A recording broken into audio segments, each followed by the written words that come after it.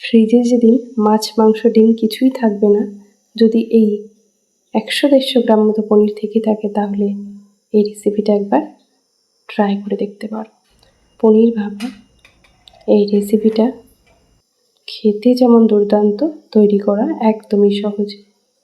প্রথমে আমি ফ্রিজ থেকে বের করে 200 গ্রাম পনির নিয়ে নিয়েছিলাম। এরপর পনিরটা বেশ ভালোভাবে 4 টুকরো করে নিচ্ছি লম্বা করে। এরপর এগুলো কিউব আকারে কেটে নেব। পনিরটা আমি এইভাবে কিউব করে কেটে নিচ্ছি। পনির কিউব করে কেটে নিয়ে একটা পাত্রে তুলে নেব। পনিরটা কাটা হয়ে গেছে। এরপর আমি এটা একটা পাত্রে তুলে নিচ্ছি। একে একে সমস্ত পনিরটা এভাবে বেশ ভালোভাবে ছাড়িয়ে নিয়ে নিচ্ছি একটা প্লেটে। পনিরগুলো এইভাবে একটা সাইড করে রেখে দিচ্ছি। ভাপার জন্য যে মশলা লাগবে, ভেজানো সাদা সর্ষে আর কালো সর্ষে নিয়ে নিয়েছি। পোস্ত দিয়ে দিচ্ছি 2 চামচ। পোস্ত দেওয়ার পর এর মধ্যে দিয়ে দিচ্ছি 5টা কাজু বাদাম, 5টা খোসা ছাড়ানো আমন্ড আর গ্রেট করা পনির। তোমরা চাইলে নারকেল কোড়াও দিতে পারো। একটা কাঁচা লঙ্কা আর সামান্য জল দিয়ে এই সমস্ত মশলা একটা পেস্ট করে নেব। ততক্ষণে আমি একটা প্যানে সর্ষের তেল দিয়ে কিউব করে রাখা পনিরগুলো দিয়ে দিয়েছি। এর মধ্যে দিয়ে দিচ্ছি পরিমাণ মতো লবণ আর হলুদ গুঁড়ো। লবণ হলুদ গুঁড়ো দিয়ে এভাবে উল্টে পাল্টে পনিরগুলো বেশ হালকা লালচে করে ভেজে নিতে হবে। বেশ কিছুক্ষণ ধরে নাড়তে থাকলে এইভাবে হালকা লালচে করে ভাজা হয়ে যাবে। এরপর আমি পনিরের টুকরোগুলো একে একে প্যান থেকে একটা পাত্রে তুলে নিচ্ছি।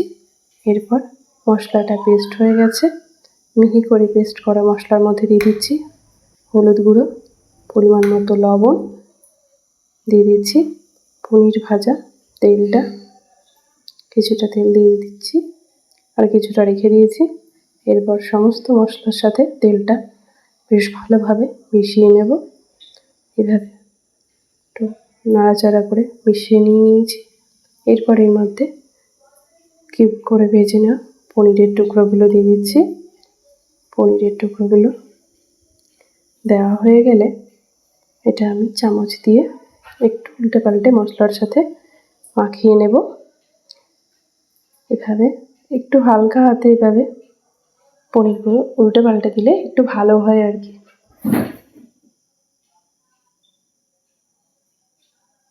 এরপর এর মধ্যে দিয়ে দিচ্ছি একটা চেরা কাঁচা লঙ্কা আর খানিকটা তেল। একটু বেশি তেল দিলেই ভালো হয়।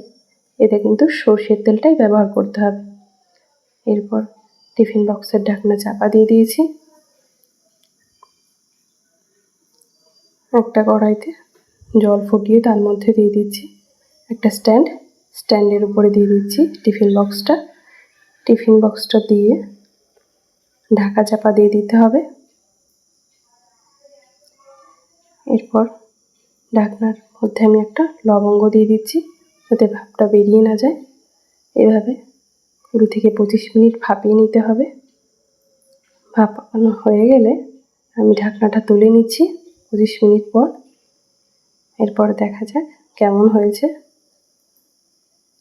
ঢাকনাটা খুলতে হবে আলতোভাবে, একটু ঠান্ডা করে নিলে ভালো হয়। হালকা গরম ছিল, খাওয়ার খুব তাড়া ছিল, ওই জন্য একটু গরম থাকতে থাকতেই খুলেছিলাম। একটা রুমাল দিয়ে ধরে নিয়েছিলাম ঢাকনা। দেখতেই পারছো পনির ভাপা তৈরি হয়ে গেছে।